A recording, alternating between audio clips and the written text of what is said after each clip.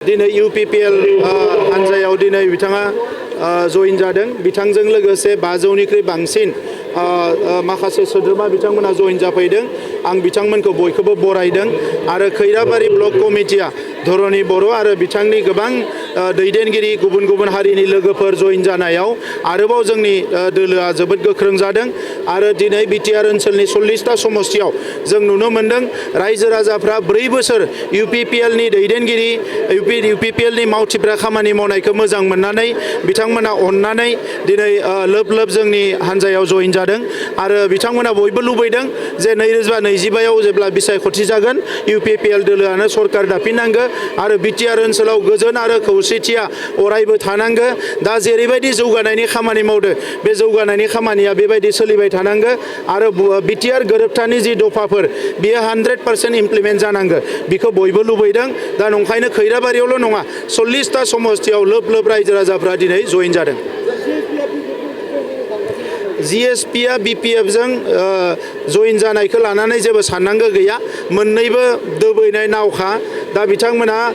already दैयाव दोबैबाय थानाय नावा गंनै जा गंथाम जा जेब्ला दोबैखानानै दंखायोबा बेखौ बोखांनाया एसेबां गोरलै नङा आरो दिनैनि समाव हाग्रामा महिलारि बिथाङा बांलायाव बाङालि मोनसे कटेसन दङ बिनाशकाले बिपरित बुद्धि होननानै बिथांनि साननायाव मोजां बाथ्रा फैनाय नङा जाय बिथांमोना दिनै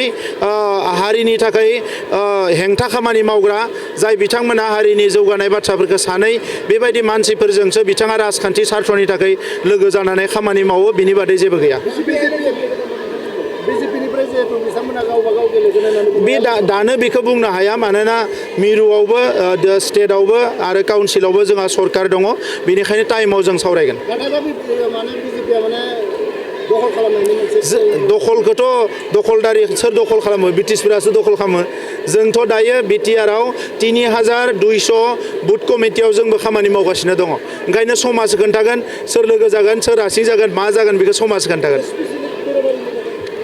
खैराबारिनि थाखाय दिनै आङो गोबां फोसावदों नैबे जि अडिट'रियाम बेखौबो जोङो लुगोन ताम्रेश्वर देवालयखौ लुगोन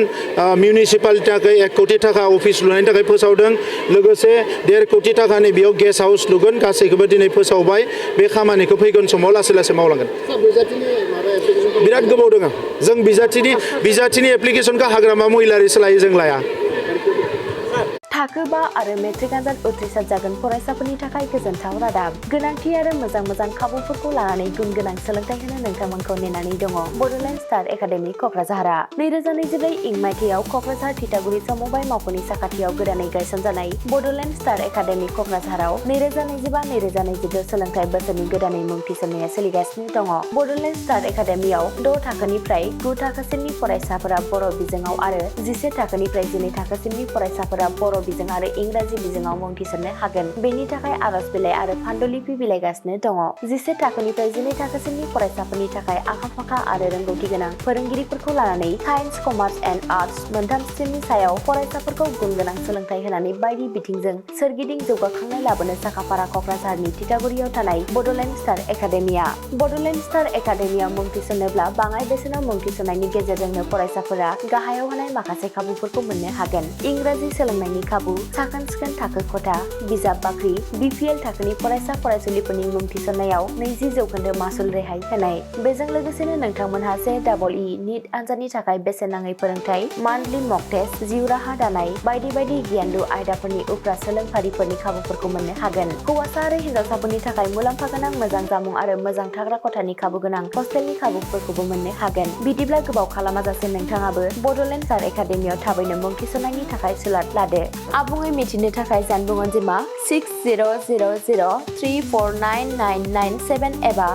7638008149 एबा